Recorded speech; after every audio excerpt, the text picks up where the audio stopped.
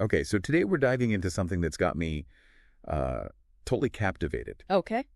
It's public art. Yeah. But not just art. You look at this is art that you experience. I like that. So we're talking about a design that's sleek, it's futuristic, and it really makes you think what should a city bench be? Yeah, and that's what makes this deep dive really interesting. Yeah.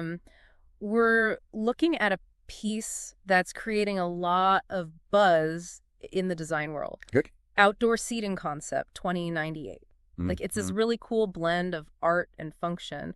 And the analysis really digs into whether it succeeds or maybe stumbles trying to be both. Yeah, it's are you a bench or are you a sculpture? Right. Pick a lane. Exactly. But from the images, it's they're going for both. So, Yeah. Okay, so picture this. Okay. A massive curved structure, almost like liquid silver, like somebody just plopped it right down the middle of a plaza. It's a bold statement for sure. It is bold. And the analysis points out how that reflective sanus really plays with the cityscape, almost like it's absorbing the energy of the buildings around it. Yeah. So 1 minute it could be reflecting the sky. Yeah. The next it could be reflecting the glowing windows of a skyscraper.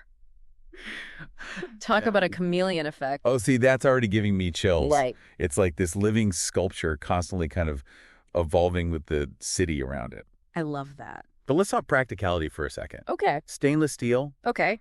durable, sure, but comfy. Yeah, is it? I don't know. That's where the critique gets down to brass tacks. Okay. They're ergonomically speaking, this might not be the most inviting place to spend an afternoon. Right. There's no backrests, there's no armrests. Yeah. That could be uncomfortable for anybody, let alone someone with mobility challenges. And can you imagine on a scorching summer day? Oh, forget about it. Talk about a hot seat, literally. Literally, it's basic physics. Yeah. Stainless steel, while sleek modern, it's Yeah. going to turn into a frying pan in direct sunlight. Yeah, you'd be admiring this thing from afar. Totally. You wouldn't want to actually sit on it. Yeah, they even mentioned potential glare. Yeah. Can you imagine that reflective surface on a sunny day? Not for me. Ouch. Okay, so maybe not the best place to catch some rays or read a book or something, but visually it sounds stunning. Oh, yeah. How does the analysis describe how it interacts with the surrounding city, beyond just the reflections? Well, they use the term urban integration, Okay. which I think is really fitting Okay. because it's not just plopped down in the city. Right. It's almost woven into the fabric of its surroundings.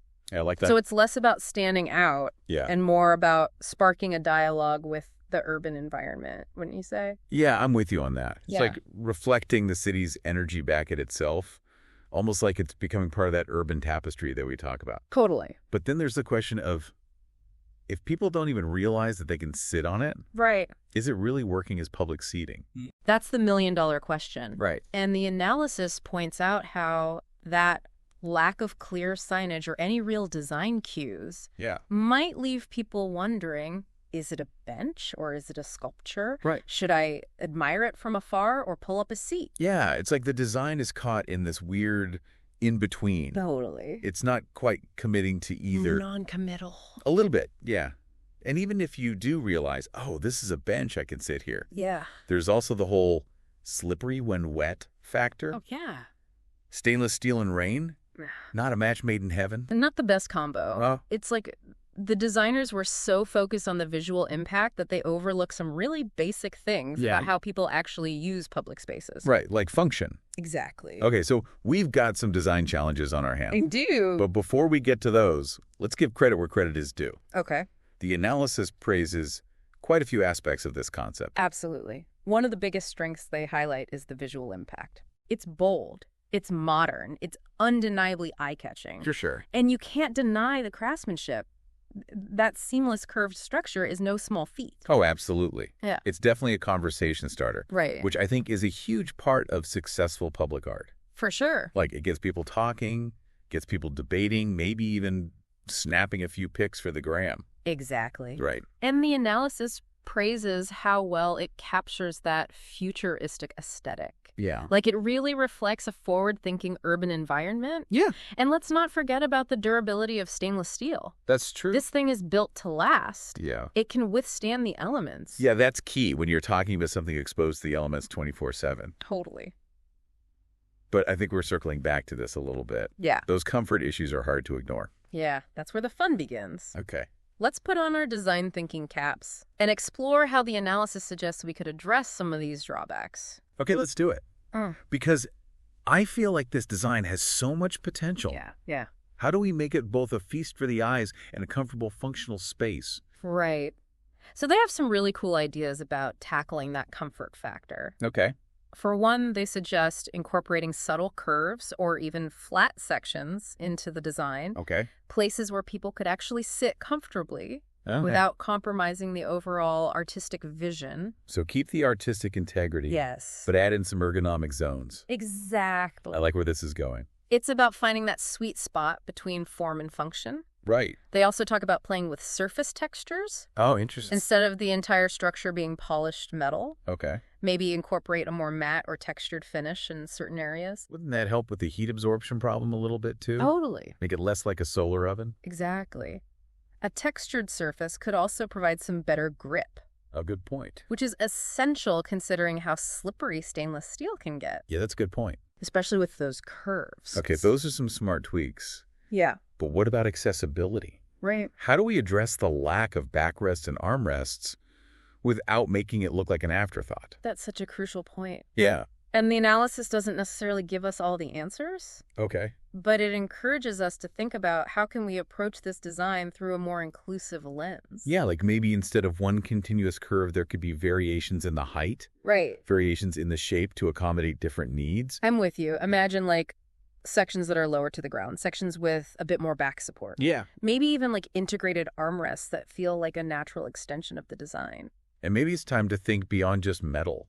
Okay. Like, we've been so focused on the stainless steel, Yeah. but what about incorporating elements of wood or stone? Now you're speaking my language. Yeah. Not only would that add visual interest, Yeah. but it could also create a more welcoming tactile experience. So for sure. Imagine running your hand along a smooth, cool stone section on a sweltering day, Yes. or feeling the warmth of wood on a chilly evening. Sold, I'm in. Right. But before we get too carried away, Okay. dreaming up our ideal urban oasis, Yeah. let's address the elephant in the room, or rather the glare in the plaza. The glare in the plaza, you're right, we can't ignore that. Yeah. But thankfully, the analysis offers a pretty elegant solution. Oh, Strategic use of finishes. okay. So by using a less reflective finish on certain parts of the structure, Okay. you could minimize that glare without sacrificing the overall aesthetic. So we're talking about creating a more nuanced Right. and thoughtful design, Exactly. one that takes into account the needs of everyone who might encounter it. Precisely. It's about shifting the focus from simply making a statement Yeah. to creating a genuine connection Yeah. between the art, the space, and the people who experience it. I love that. But it also kind of raises another question for me. Okay. How do people actually use this space? Is it art that you admire from afar? Right. Or is it a bench that's beckoning you to, like, come sit and contemplate the city? Or maybe both. Or maybe both. But how do we make that clearer? Right. And while the analysis doesn't specifically address signage or wayfinding, Yeah. it's definitely food for thought. Yeah. Even subtle cues can make a world of difference in how people interact with these spaces. Like maybe some subtle ground markings around the seating areas. Yeah. Or like strategically placed lighting that highlights those areas where people can comfortably sit. Exactly. It's about those small but mighty details Yeah. that can transform a space. Love it. And speaking of details, the analysis also brought up another fascinating idea: Okay, what's that? interactive elements. Ooh, tell me more. I'm a sucker for some interactive art. So imagine incorporating LED lights that respond to movement or sound, Okay. or even something as simple as incorporating different textures into the surface that people can touch and explore. Oh, I like that. It's about creating a multi-sensory experience. It's like the sculpture comes alive. Exactly. But also imagine there's a fine line between enhancing the experience and overwhelming it. 100%. We want to pique people's curiosity. Right. We don't want to bombard their senses. Right. Imagine if every module was like blaring sound or flashing lights. It'd be a little much. It would be way too much. Yeah. The key is to use technology thoughtfully, strategically, Right. almost like whispers of interaction, I like that. rather than shouting. Subtlety is key. Exactly. You know, I'm starting to realize this whole outdoor seating concept, 2098, Yeah. despite its flaws, has really gotten us thinking about the potential of public art. Totally. It's not just about aesthetics anymore. That's more than that. It's about creating spaces that are functional, adaptable, Right. and spark joy and wonder in the people who encounter them. Beautifully said. And it speaks to a larger conversation Cheers. about the role of art in our lives and in our cities. Yes. What makes a piece successful? Big questions. Is it purely visual appeal? Yeah. The ability to spark a conversation or something more? Those are some big questions. Yeah, big question. And ones that I think we're just starting to scratch the surface of. I agree. But for now, let's take a step back Okay. and revisit the heart of this discussion. Outdoor seating concept, 2098. Let's do it. Where were we? Yeah, so before the break, we were brainstorming all these cool ways to improve this concept's comfort, the accessibility, the user experience. Right. But the analysis touches on something we haven't really explored yet. Okay. And it's a principle that might sound kind of technical at first, but bear with me. Okay. Modularity. Modularity. Yeah. Okay. It doesn't exactly roll off the tongue, but I'm intrigued. Yeah. Break it down for those of us who aren't design whizzes. Okay. What is it and why does it matter for a piece like this?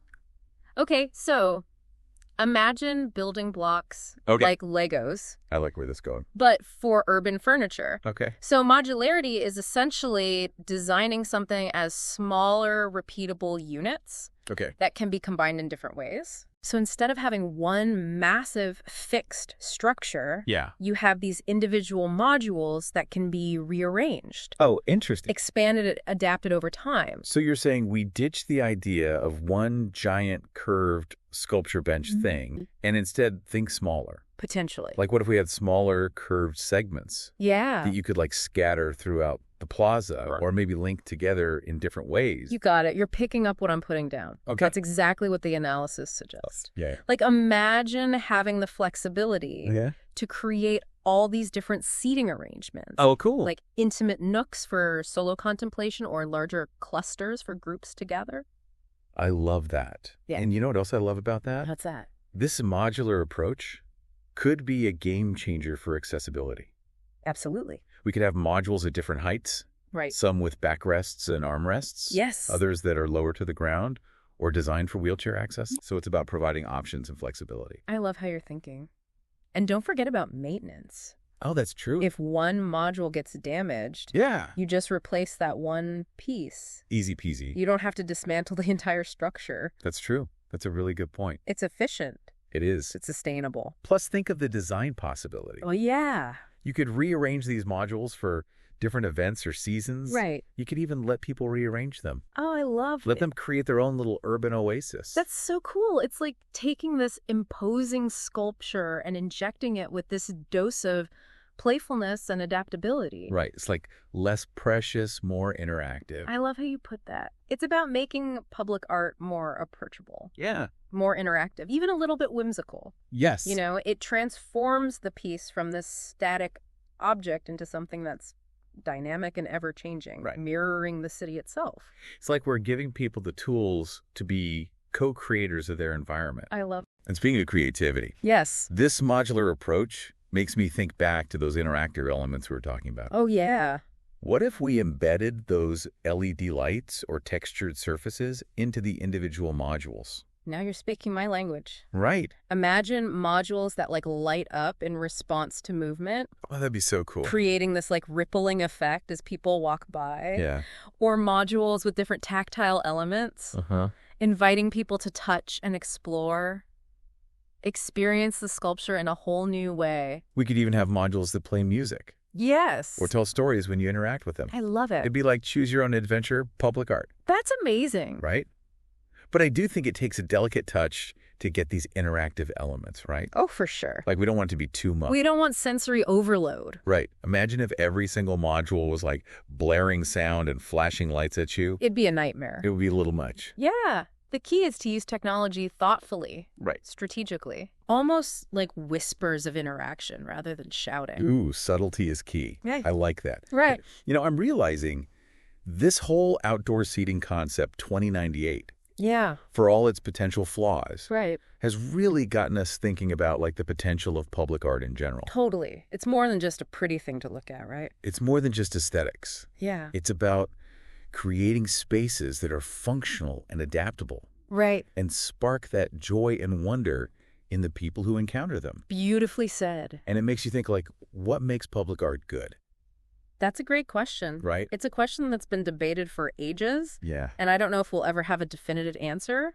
Yeah. But we can definitely explore some of the factors Right. that contribute to successful public art, Yeah. from the aesthetics to its ability to like engage with its surroundings Yeah. and the people who inhabit those spaces. You're right. There's so much to unpack there.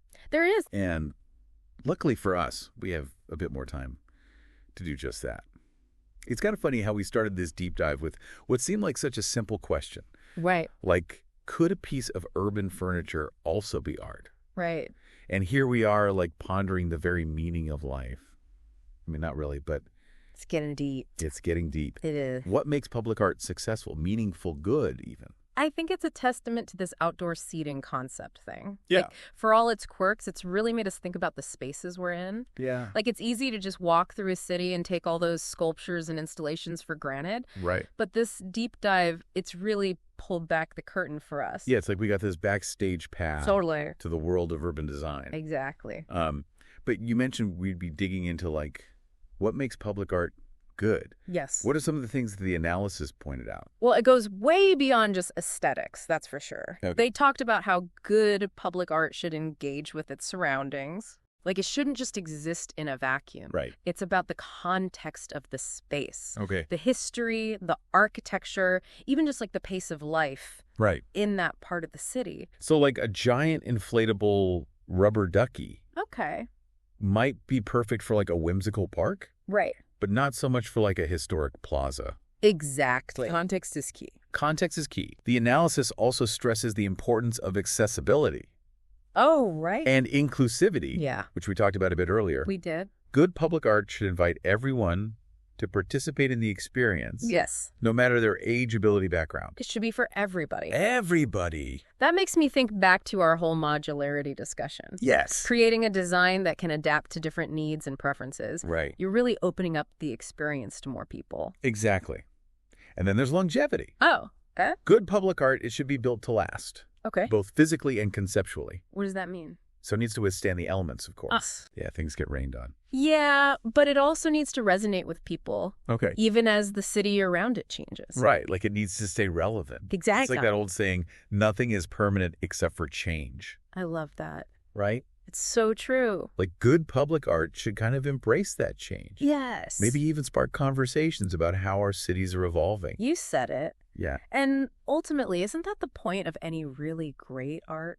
Ooh, good question. Whether it's a centuries-old masterpiece in a museum Right. or a futuristic bench in a plaza. Yeah. It should challenge us. It should move us. It should stay with us I like that. long after we've seen it. It's about creating a connection, Yes, a dialogue between the art, the space, and the people. exactly. And I think Outdoor Seating Concept 2098 Yeah, might not tick every single box, right. but it's definitely got people talking. And that's a victory in itself. It is. It's gotten us talking. It sparked this whole exploration of design, urban planning the role of art in our lives. Who knows?